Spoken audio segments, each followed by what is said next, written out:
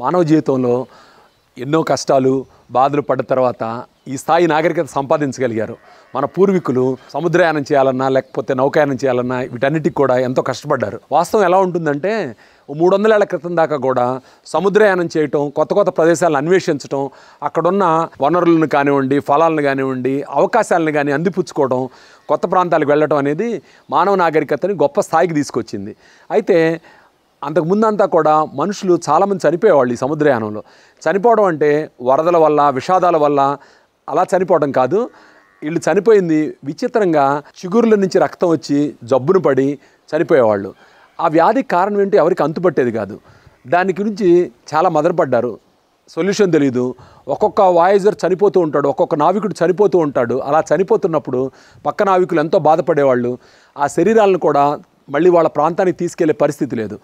అయితే 1740లో దీనికి సొల్యూషన్ విచిత్రంగా కనుక్కోబడింది. అదేంటంటే ఈ వ్యాధి పేరు స్కార్పీ వ్యాధిని పెట్టారు పేరు. దీనికి కారణం సి విటమిన్ లోపమని అప్పుడు తెలుసుకున్నారు. ఎలా తెలుసుకున్నారంటే వీళ్ళు క్యారేజ్ చేస్తా చాలా ఫుడ్ ఐటమ్స్ కూడా క్యారీ చేసేవాళ్ళు.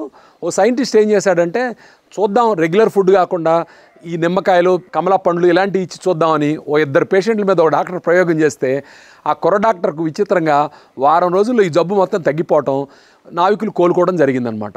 ఆ తర్వాత అర్థమైంది వైద్య ప్రపంచానికి ఏంటంటే ఈ స్కార్పీ వ్యాధి అనేది ఉందని, ఈ వ్యాధికి మందు అనేది సి విటమిన్ అని.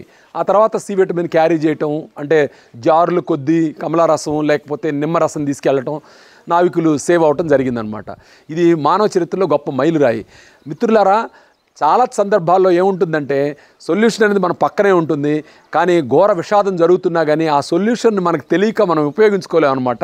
ఇది కూడా అలాంటిదే. మీకు ఒక సంగతి చెప్పనా, ఈ సి విటమిన్ గురించి మనకు పెద్ద అవగాహన ఉండదు.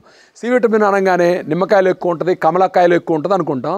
వాస్తవానికి సి విటమిన్ అనేది ఇంకో కాయలో ఎక్కువ ఉంటుంది, అది జామకాయ. జామకాయలో సి విటమినే కాదు, దానికి సంబంధించి బరువు తగ్గాలనుకున్నా, బీపీలు, షుగర్లు ఇలాంటివి తగ్గాలనుకున్నా సకల రోగాలకి జామకాయ అనేది మందు. కాకపోతే పెరటి చెట్టు వైద్యానికి పనికిరాదంటారు కదా, అలాగే మన వాళ్ళు ఈ మధ్య జామకాయ నిర్లక్ష్యం చేస్తున్నారు. జామకాయ నిర్లక్ష్యం చేయకండి. అలాగే ఈ సి విటమిన్లో విశేషం ఏంటంటే ఇది వాటర్ సాల్యుబుల్ విటమిన్ అనమాట. దీన్ని శరీరం దాచుకోలేదు. అంటే ఫ్యాట్ సాల్యుబుల్ విటమిన్ అయితే శరీరం దాచుకుంటుంది. సి విటమిన్ ఏ రోజుకి ఆ రోజే మీకు కావాలి. కాబట్టి ఈ సి విటమిన్ మీకు కావాలంటే రోజుకు ఒక చిన్న జామకాయ తింటే ఆ రోజంతటి సరిపోతుంది. ఒక నిమ్మకాయ సరిపోదు మిత్రమా, కనీసం 2 నిమ్మకాయలు తీసుకోవాలి. సి విటమిన్ నిమ్మకాయ ద్వారా రావాలంటే జామకాయ ద్వారా అయితే ఒక్క జామకాయ తీసుకుంటే సరిపోతుంది. అలాగే జామకాయలో మరో విశేషం ఏంటంటే దీనిలో ప్రోటీన్ శాతం కూడా చాలా ఎక్కువ. అలాగే ప్రతి వాళ్ళు కూడా రోజు కనీసం ఒక జామకాయ తీసుకోమని మిమ్మల్ని అందరినీ కోరుకుంటున్నాను. Thank you friends.